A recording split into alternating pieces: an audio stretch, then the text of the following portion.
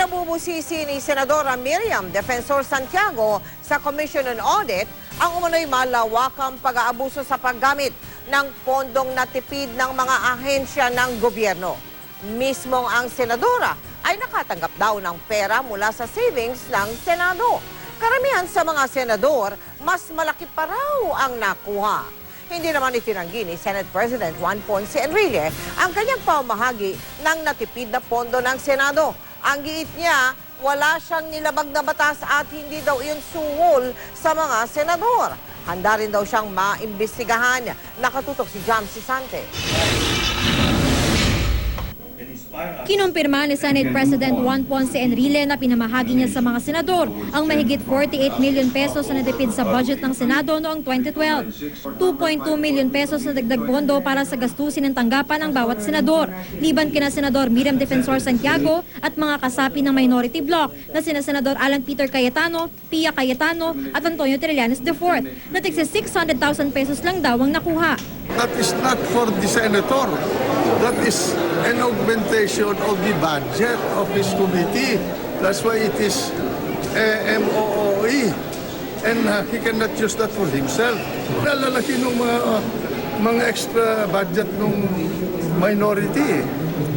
Si Miriam naman, I do not consider her a member of my majority. She is effectively an oppositionist.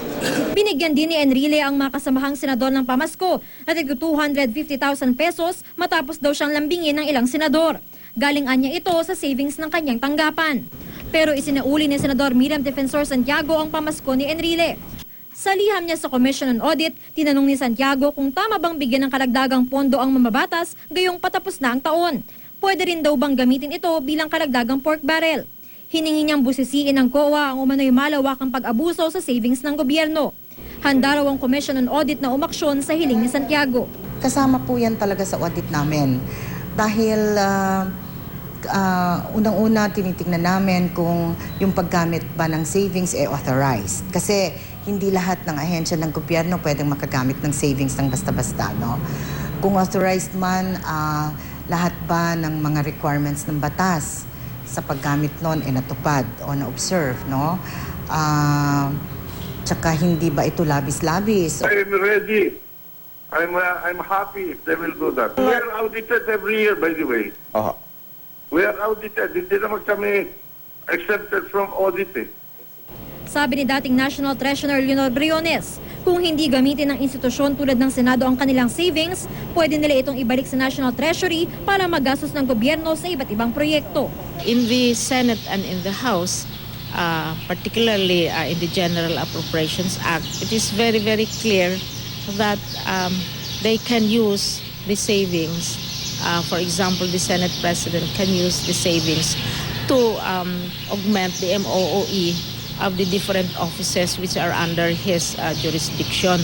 Binalik po sa Treasury yung pera, basically pwede nang i-allocate yun to other... Yes, it goes back to the general fund. Yes, it can be appropriated again. Sabi naman ng ibang senador, hindi raw suhol ang ipinamahagi sa kanilang karagdagang pondo upang suportahan nila ang pamumuno ni Enrile sa gitna ng umuugong na planong alisin siya sa pwesto. Amounts are immaterial because ito ay para sa gamit ng opisina. Hindi ito discretionary or for personal use. Second, ito ay covered by accounting and auditing procedures. Nanindigan si Enrile na wala siyang sinuhulang sinuman sa 2 beses niyang pagkahalal bilang Senate President. Wala daw nagastos ni isang kusing na pera ng bayan para lang manatili siya sa pwesto. Jam Sisante, Nakatutok, 24 Oras.